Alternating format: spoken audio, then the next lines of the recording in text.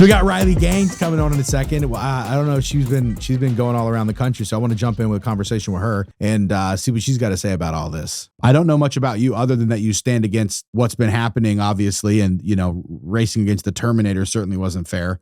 But so what got you to the point when the pressure was on and they were willing to slay you publicly for saying this? What made you say, I'm willing to do it, I don't care? I think what pushed me over the edge, of course, I knew the competition was wrong in the locker room. I knew that was wrong. But it was after Thomas and I tied when the officials looked at both of us and said, great job, you guys tied, but Leah takes the trophy because Leah has to have it for pictures. That's when I realized they're not doing this to be inclusive or kind or any of those words they love to use, welcoming, tolerant, accepting. This isn't what this is. They're doing this to celebrate transgenderism and to encourage transgenderism. And that's when I realized I'm sick of lying, essentially, because that's what this is. When we're denying what a woman is, that's lying. And so that's really what pushed me over the edge. I came to this realization that, I of course knew I would be called a transphobe or a bigot or hateful, but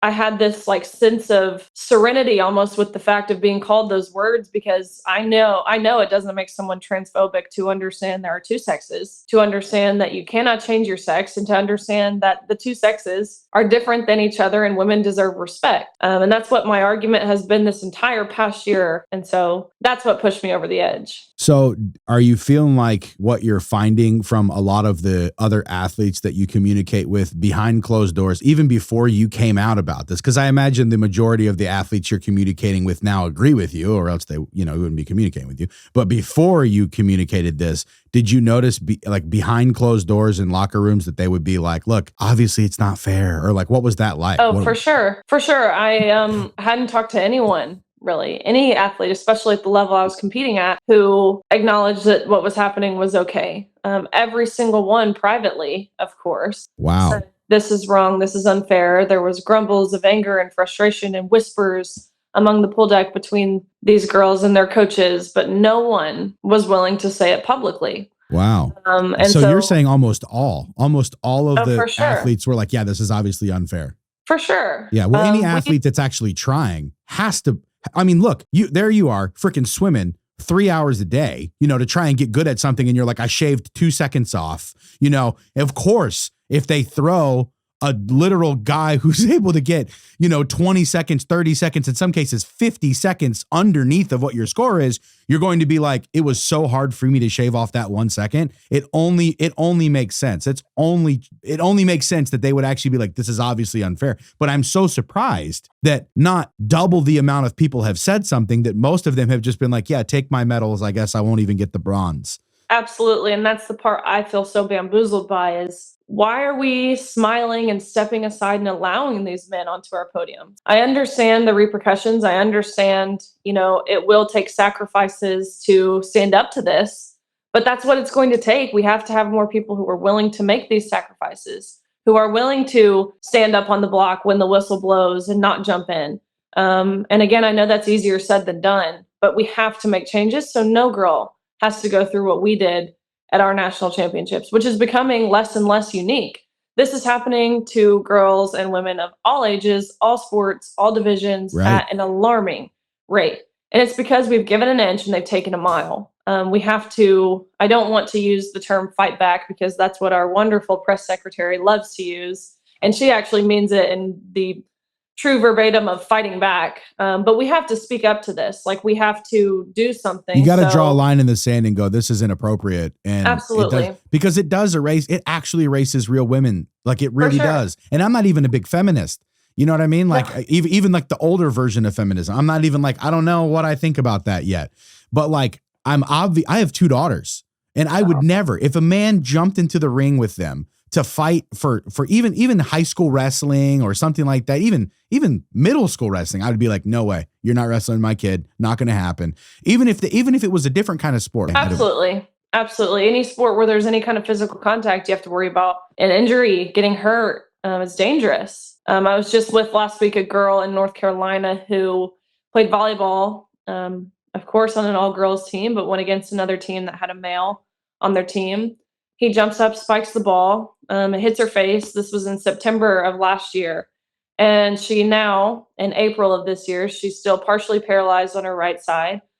She still has vision problems. She has to have accommodations at school for testing now because she can't retain information. Oh my She's gosh. not playing collegiate sports anymore. So her life has changed drastically because of an injury that she received from a male playing Right. volleyball. Who was able to get 37% more torque on that spike than another Totally. person, which, yeah, it's like, you know, it really is like you have to abandon reason and logic in order to be able to do this. And so, I mean, what was Leah Thomas like in the locker room? Because I've heard varying degrees of different, you know, kind of his demeanor or whatever in that process was, because I've heard that he's not that much of an asshole. And then I've heard that he's kind of like in your face about certain things, like, because he still likes chicks, right? Correct.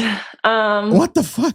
What are you supposed to do with that in your locker room, bro? Right. Leah didn't go out of his way to be overly exposing or anything like that, to my knowledge and my experience, but there was visible male genitalia exposed. And how uncomfortable when you're already in a vulnerable position being in a locker room with all women undressing. Right.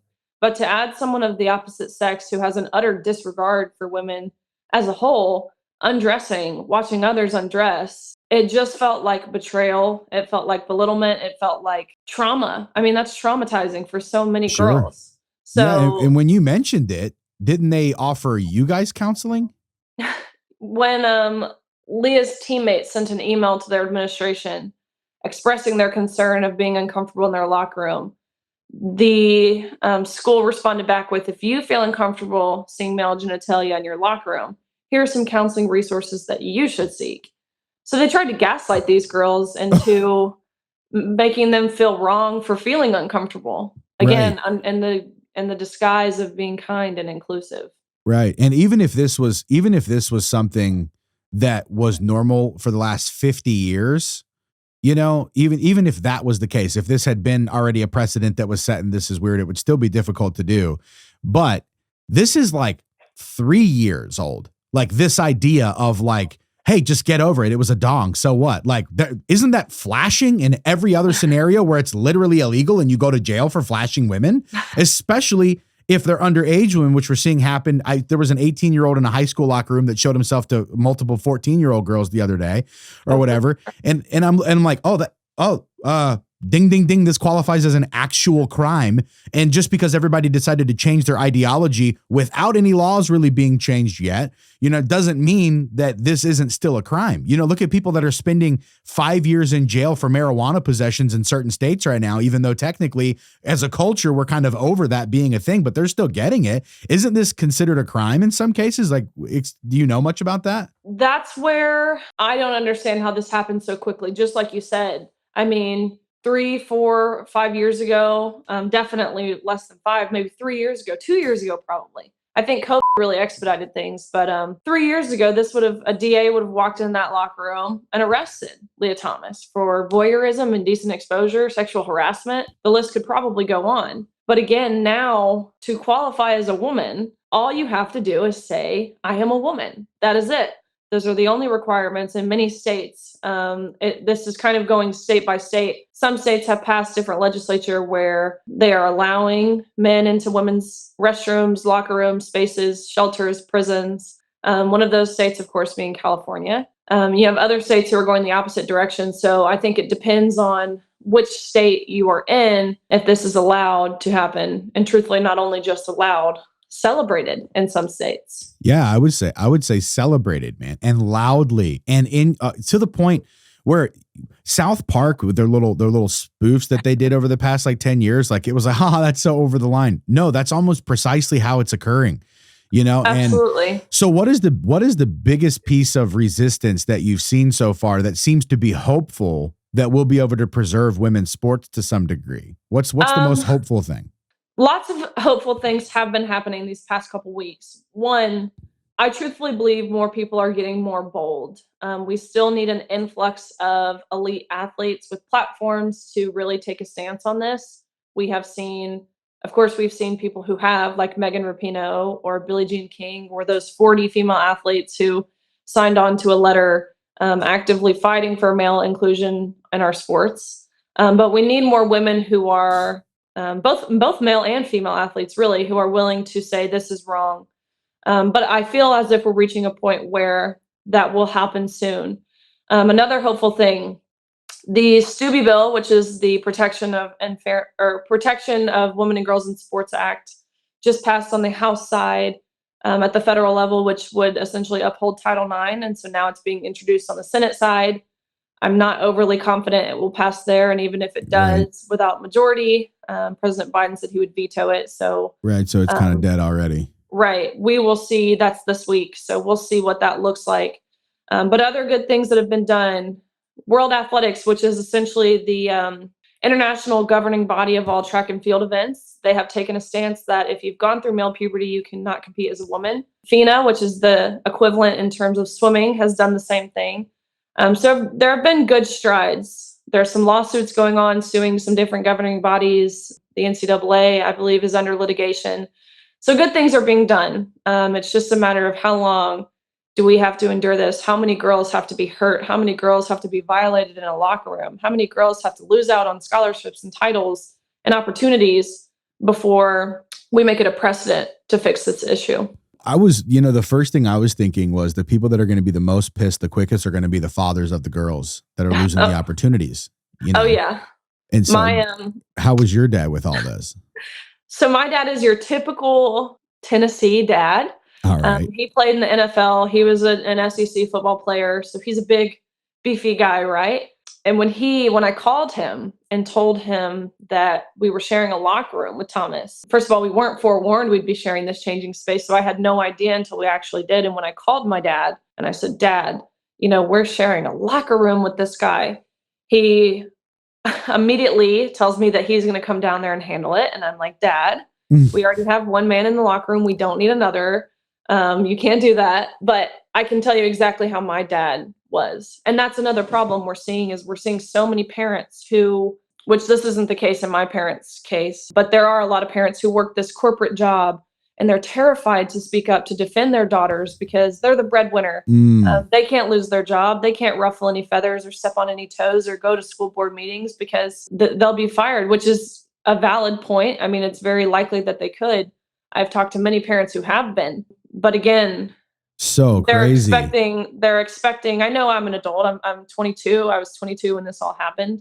I'm actually 21 when this all happened. So I was an adult, but there still feels like this sense of this lack of protection from the people who were supposed to be protecting us, whether that be our parents, our coaches, the people within the NCAA, people with political power who I felt like someone was supposed to ensure this never happened to us. But now this is happening to girls as young as 5, 6, 7, 8 years old. And they have no voice. They don't understand the implications of what's happening. And we need parents to be willing to be willing to sacrifice. Step on toes. Yeah, because I mean, look, with I really do believe with Tucker Carlson getting fired from Fox, it's a transition in our culture as far as we were all allowed to be at the table.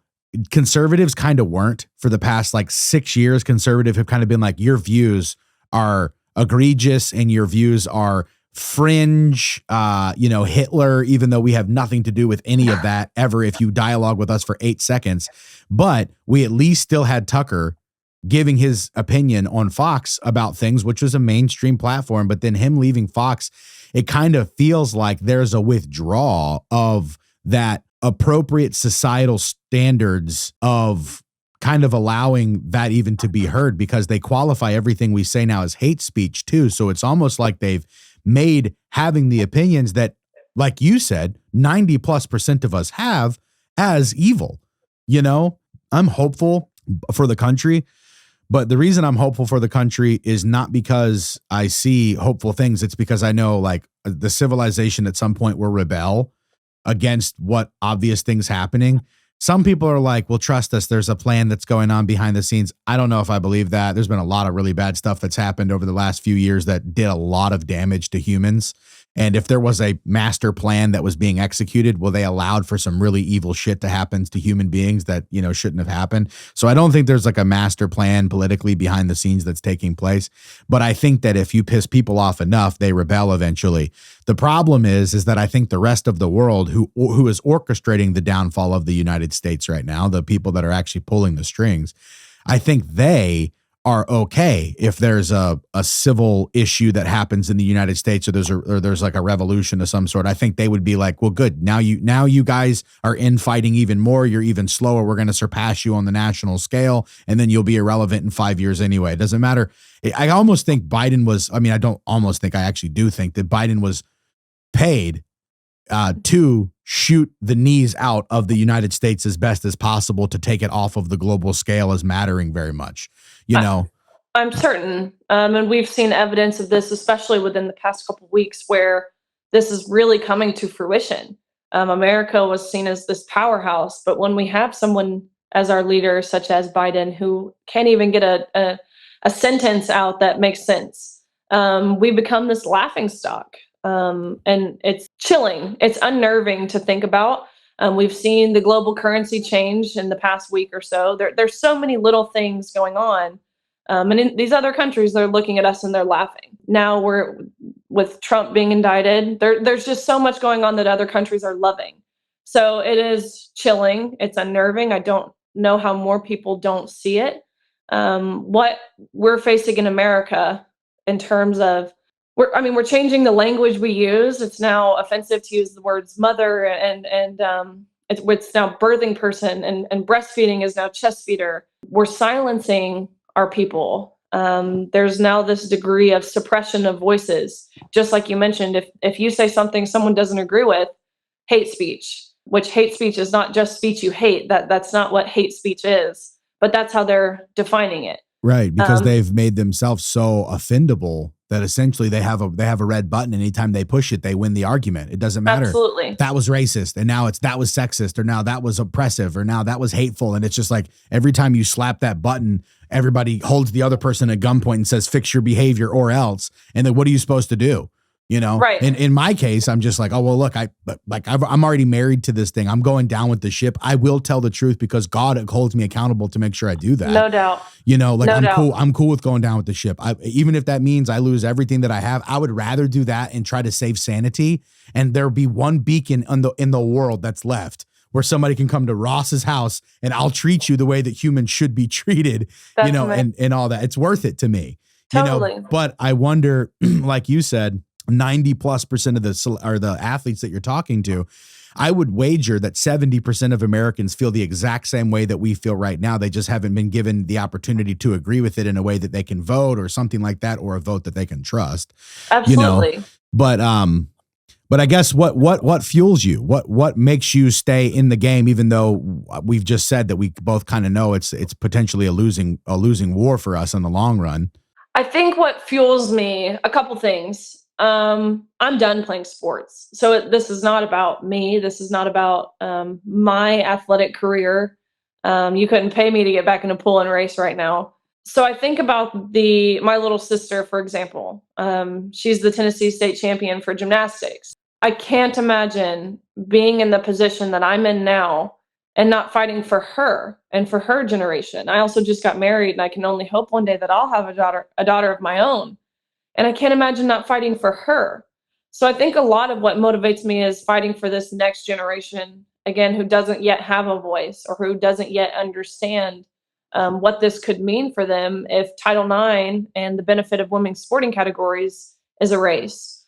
I also fight for the women who came before me who fought relentlessly.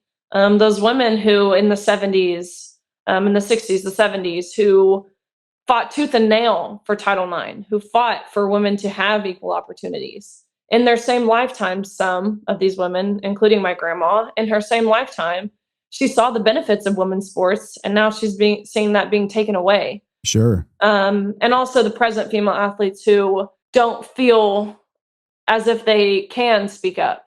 I know we talked about some of the suppression that current athletes are dealing with, but it's abysmal, scary. They are emotionally blackmailed. They're intimidated. They're threatened. They're told they'll lose their scholarship if they speak up.